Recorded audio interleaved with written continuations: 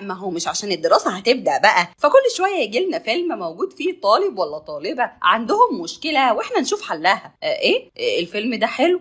طب خلاص تعالوا بينا نشوف الفيلم ده بيقول ايه. دي بقى يا جماعة تبقى أوليف وهي بتتكلم عن نفسها كده وبتقول ان عندها شوية مشاكل في المدرسة، واهم واكبر مشكلة فيهم هي انها مهمشة من كل الناس وخصوصا الرجالة، ولحد اللحظة دي لم تحتسي الشيء بعد، لكن للأسف مفيش اي حد معبرها وكل الناس بتخاف تقرب منها زي ما يكون فيها حاجة غلط. وبتحكي لنا لما كانت في المدرسة وبتتكلم مع صاحبتها ري وبتقول لها يا بنتي ما نخرج مع بعض الويك اند ده، ايه المشكلة؟ فبترد عليها أوليف وبتقول لها والله مش هينفع، انا راح اقابل جورج حبيبي الجديد. وطبعا بتكون بتشتغلها وهي في الحقيقة مفيش حد معبرها اساسا، وري بتفضل تتريق عليها وتقول لها ان جورج ده ما ينفعش اسم واحد تحبيه، ده ينفع اسم دبدوب يا ماما. فبتقول لها عادي بقى، ما انت عارفه ان انا بغير رجاله زي ما بغير فرشه السنين كده عادي يعني.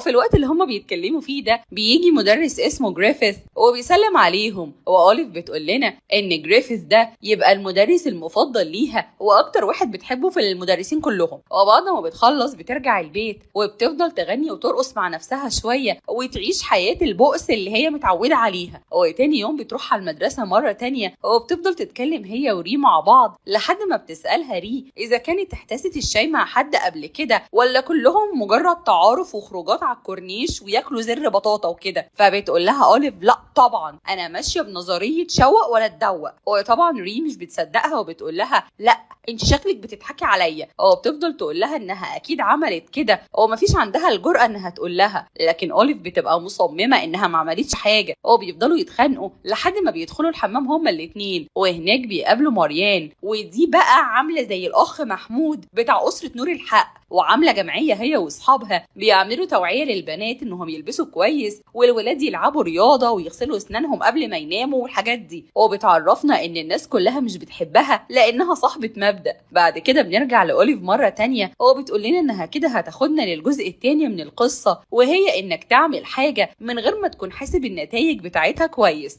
بتقول لنا لما راحت المدرسه وفضلت تفكر ازاي ممكن تحسن سمعتها في المدرسه وتخلي الولاد يعجبوا بيها ويجروا وراها. وبتفتكر لما كانت صغيره وفي ولد اسمه تود بسها من خدها، وبتقول طب والله زي الفل، طب ما هي دي بدايه كويسه يعني احنا ممكن نشتغل عليها. ولما بترجع البيت بتقعد مع باباها ومامتها، ولما بتخلص معاهم وبتطلع بتغير ستايل لبسها شويه وبتفتح الدنيا وتبحبحها سيكه يعني. ولما بتروح المدرسه بتلفت انتباه كل الناس اللي حواليها. وكمان لما بتدخل الفصل بتحضر حصه لمستر جريفيث وبيسال الطلاب كلهم سؤال فبتجاوب عليه واحده من اللي قاعدين، وأوليف هي كمان بتجاوب زي اي بني ادم عادي جدا يعني. بس ساعتها بتحصل مشاده بينهم هما الاتنين بتنتهي ان أوليف بتشتمها شتيمه خادشه من اللي بيتقال عليهم تيد دي، وده بيخليهم يروحوا هما الاتنين لمكتب استاذ بدير المدير. وبيفضل استاذ بدير يتخانق مع أوليف ويقول لها انت مش من التجمع يا ماما ولا من مدرسه من ام 3 حروف دول، احنا هنا مدرسه حكومه، يعني لو الموضوع ده اتكرر تاني انا هرفدك خالص. وهي بتوعده انها مش هتعمل كده تاني. ولما بتخرج من عنده بتقابل ولد اسمه براندون وبيروح يسلم عليها وبيقول لها ان هو كمان اتعاقب وانه مبسوط انه هيقضي معاها وقت العقاب وهم بيمسحوا الحمامات مع بعض. فبتقول عادي يعني بتحصل، ايه المشكله، ياما قصص حب بتبدا من الحمامات يا جماعه مفيش حاجه. ولما بترجع البيت بتقول لمامتها انها اتعاقبت في المدرسه بسبب انها شتمت واحده معاها في الفصل بلفظ خادش. فبتقول لها مامتها هل البنت دي كانت مستفزه وتستاهل ولا انت افتريتي عليها؟ فبتقول لها لا والله يا ماما دي ما شافتش ربايه. فبتقول لها ايوه كده هي دي بنت حبيبتي. وبعد شويه بتروح على المدرسه مره تانية علشان تتعاقب وتمسح الحمامات وبتقابل براندون، وقبل ما تبدا تتعشم انها ترتبط بيه بيقفلها منه نهائي وبيقول لها انه متعقد من الستات ومش بيتعامل معاهم بس هما ممكن يكونوا اصدقاء. فبتقول يا دي النيله، يعني يوم ما افكر ارتبط اقع في واحد سيكي بيكي. وبيفضلوا هما الاتنين يمسحوا الحمامات وهو بيقول لها قد ايه النظرات بتجرحه يا عيني لما الناس بتبص له باضطهاد اضطهاد. فبتقول له تلهي، هو انت لسه شفت اضطهاد؟ ده انت هتولع في الاخر ان شاء الله. المهم انهم بعد اليوم ده بيبداوا يبقوا صحاب. بعدها بنرجع لاوليف وهي بتحكي لنا وبتقول اننا كده هنروح للمرحله الثالثه من القصه، وهي مرحله العواقب. وبتحكي لنا لما قرر براندون يروح البيت عند اوليف علشان يزورها، ومامتها كانت فرحانه جدا، وبتقول لجوزها بكل فخر واعتزاز في شاب عند بنتك في الاوضه فوق. فبيقول لها ايه الفرحه اللي انت فيها دي؟ ده لو جاي يصلح التكييف مش هتفرحي كده. فبتقول له لا، ده معناه ان بنتنا كبرت، وبعدين ما احنا كمان واحنا في سنها كنا خاربين الدنيا، يعني ما تسيب البنت تتبسط، ايه المشكله؟ وبتتفق اوليف مع براندون انهم هيروحوا الحفله بالليل سوا علشان يضربوا عصفورين بنفس الحجر، او منها يشيلوا الشك والشبهات من على براندون شويه، ومنها تبقى اوليف لقت حد يبص لها وتقول للناس انها ارتبطت حتى لو بواحد منتهي الصلاحيه. هو حد لاقي؟ هو فعلا في نفس اليوم بيروحوا هما الاثنين على الحفله، واللي بيكون فيها تقريبا المدرسه كلها، وهناك بيعملوا نفسهم مرتبطين قدام كل اللي في الحفله. لا وكمان علشان يظبطوا الدور ويثبتوا قدامهم انهم مش عارفين يتخلوا عن بعض، بيقرروا انهم يدخلوا اوضه ويعملوا نفسهم وكانهم بيحتسوا الشاي يعني، وكل اللي موجودين في الحفله بيروحوا يقفوا قدام الباب عادي جدا، بس في الحقيقه بيكونوا قافلين الباب بس ومشغلين اغاني، والموضوع كله مبدا الصيت ولا الغنى بس، ومفيش اي حاجه بتحصل. وبيفضلوا الناس بره يقولوا لبعض لا يا جماعه شكلنا كنا ظالمين براندون، اهو الواد طلع عادي يعني. وبعد شويه بيخرجوا هما الاثنين، وكل اللي في الحفله بيبصوا عليهم، ما بين بقى اللي بيبص عليهم بقرف واللي هو ده انتوا هتولعوا في نار جهنم، وما بين اللي بيبص عليهم بفخر واللي هو ايوه بقى ولعانه. بس المهم ان المدرسه كلها بتاخد فكره عن اوليف انها بنت مطرقعه ومش بيفرق معاها حاجه وبتعمل اي حاجه في اي حته. ولما بتخرج اوليف من الاوضه بتشوف تود الولد اللي كانت تعرفه زمان، وبتحس انها محرجه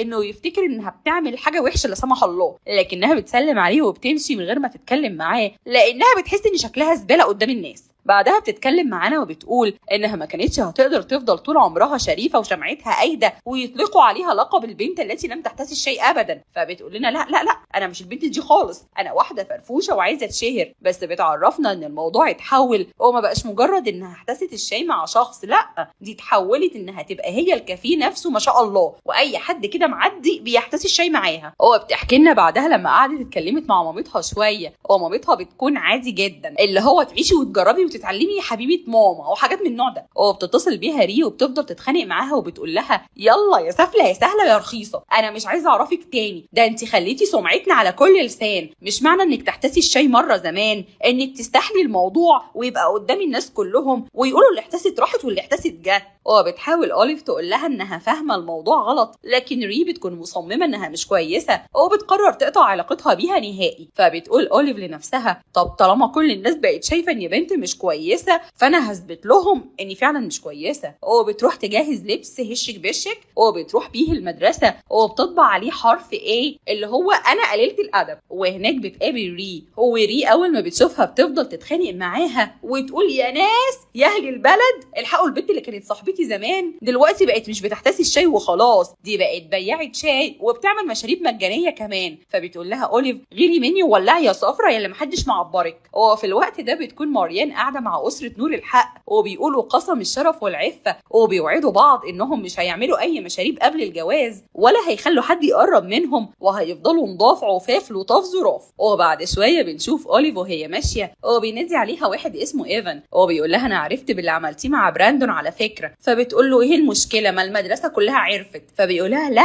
انا عرفت الحقيقه وانه ما حصلش بينكم اي حاجه، بس الناس كلها عرفت ان حصل، وده طبعا خلاه يبقى جامد وسط المدرسه والبنات كلها عايزه تتعرف عليه، علشان كده بيقول لها انا كمان عايزه اشترك في نفس الباقه. فبتقول له باقه ايه مش فاهمه؟ فبيقول لها هديكي فلوس وتعملي نفسك انك احتسيتي الشاي معايا، وبكده الناس هتعرفني في المدرسه والبنات هتجري ورايا. وطبعا بتتعصب عليه وبتهزقه وبتقول له هو انت شايفني ايه يا حيوان انت؟ لكن بعدها بتفكر مع نفسها شويه وبتقول طب ما هو ده مفيد، ما كده الناس كلها هتبقى عايزه تتكلم معايا. وفعلا بترجع له تاني وبتقول له انها موافقه. وواحد بقى في التاني في التالت في ال90 بقت اشهر من تباهي، والناس كلها عايزه تتعرف عليها ويطلبوا منها نفس الطلب، وانها تعمل نفسها احتست الشاي معاهم. لا ومعلش بقى، علشان الاحترافيه في الشغل مطلوبه، فأوليف بقت بتاخد فلوس على الحاجات دي عادي جدا. بعدها بنرجع لها مره تانية وهي بتقول ان الموضوع لحد هنا كان مجرد مناوشات في المدرسه ومع الطلاب، لكن بعد كده الموضوع اتحول انها بقت خربت بيوت كمان.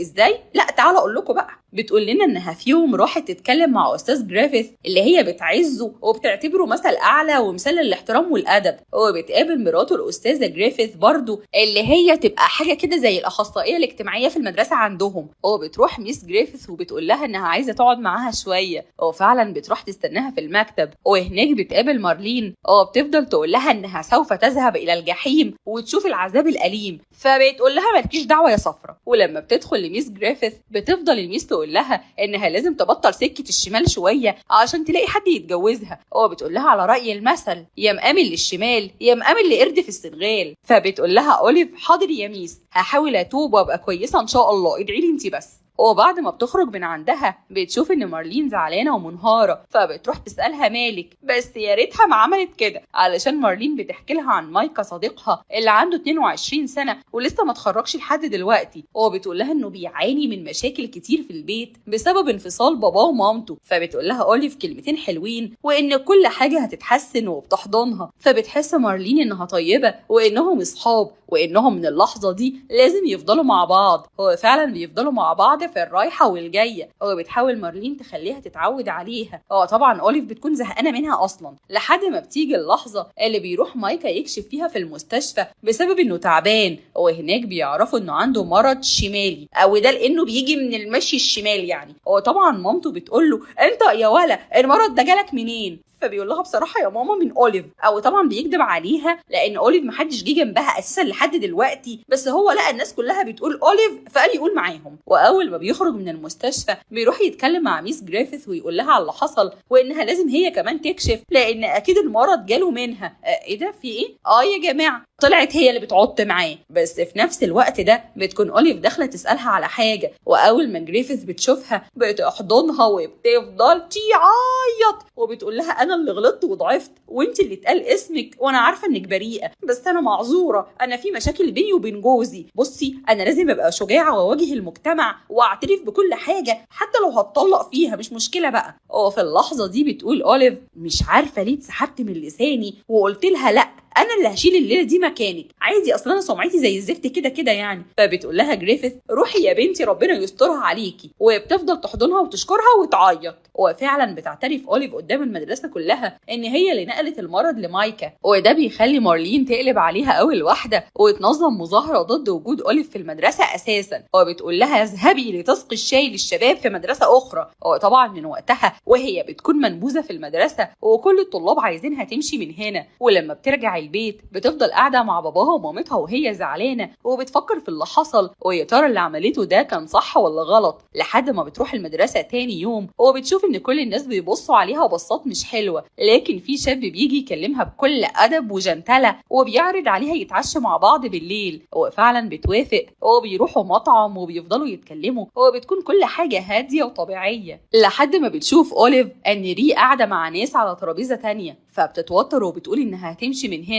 وكمان بتشوف ان تود بيشتغل في المطعم وبيعمل فقره تنكريه، فبتقوم بسرعه وبتقول للولد ان عندها حساسيه من الاكل ده ولازم تمشي. ولما بيخرجوا بيروحوا عند العربيه بيديلها تذكره زي قسيمه شراء كده وبيحاول انه يقرب منها، فبتقول له ما بتتحسبش كده يا صاحبي. فبيقول لها عايزه فلوس اكتر يعني؟ فبتقول له لا والله الموضوع مش فلوس خالص، وبتكون عايزه تمشي لكنه بيمسكها بالعافيه وبيقول لها انه هيديها اللي هي عايزاه، وبيقول لها جمله كده اللي هو معناها ما تعمليش شريف عليا انا يعني يا اختي، وده بيخليها تتضايق وبتقرر انها تمشي. وساعتها تود بيكون لسه خارج وبيشوفها وبيعرض عليها انه يوصلها، وطبعا بتوافق وبتركب معاه، وطول الطريق بتكون عماله تعيط وزعلانه لكنه بيهديها وبيفضلوا يتكلموا في ذكريات حياتهم مع بعض زمان، وده بيخلي حالتها النفسية أحسن.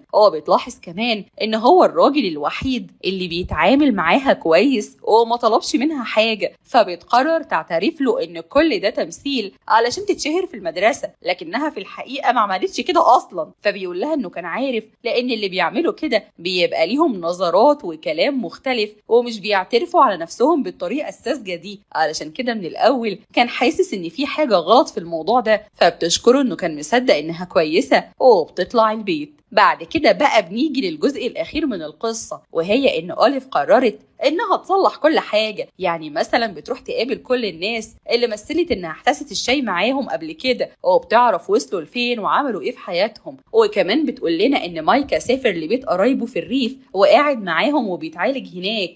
بتروح لمستر جريفيث وبتقول له على فكرة بقى مراتك مقرطصاك ومقضياها مشاريب مع الواد مايكا. بتروح علشان تحكي لمامتها كل القصة بتاعتها دي. مامتها بتقول لها يا بنتي عادي، طب انت على الأقل بتمثلي، أنا بقى كنت مدورها بجد وانا في سنك كده، والموضوع بقى كان ايه ما اقولكيش. فبتقول لها خلاص يا ماما يخرب بيت اللي يفضفض معاكي تاني، ما تبوظيش صورتك قدامي. بس مامتها بتقول لها ان كل ده كان لحد ما اتعرفت على باباها، ومن وقتها وهي بطلت كل حاجه طبعا، وهو ده المهم في الموضوع كله. وبتقول لها المهم دلوقتي انك تصلحي شكلك قدام صحابك في المدرسه. وفعلا بتقرر انها تستنى لما بيكون في حفله في المدرسه، وبتقتحم الحفله وبتقول لهم انها النهارده هتحكي كل حاجه لايف على الموقع بتاعها، وبتديهم الموقع علشان يدخلوا عليه، وبتعرفهم انها هتحكي حاجات مهمه لازم كلهم يعرفوها. وهو ده بقى اللي كانت كل شويه تقوله لنا، يعني من الاخر كده هي بتحكي في اللايف كل اللي احنا حكيناه ده. وبنيجي بقى للوقت الحالي بعد ما خلصت، وكل اللي قرا القصه اتاثر بيها وعرف انها على الله حكايتها اساسا، بس كانت بتمثل علشان الناس تشهرها وتبقى جامده في المدرسه. بعد كده بيعدي عليها تود وبيعرفها انه بيحبها، وبيقول لها do you love me، فبتقول له do you. والحكمه بقى اللي احنا طلعنا بيها من الموال البامبي المسخسخ ده، قوم يا بت واوعي تتخدعي بالبنات الصيع اللي حواليكي، اعرفي انك احسن منهم بادبك واخلاقك، وانت اللي مميزه عنهم مش العكس. وبعدين حتى عشان تعجبي الباشمهندس احمد، ايه ده الباشمهندس احمد بيحب الصيع اصلا؟ طب شكرا يا فندم.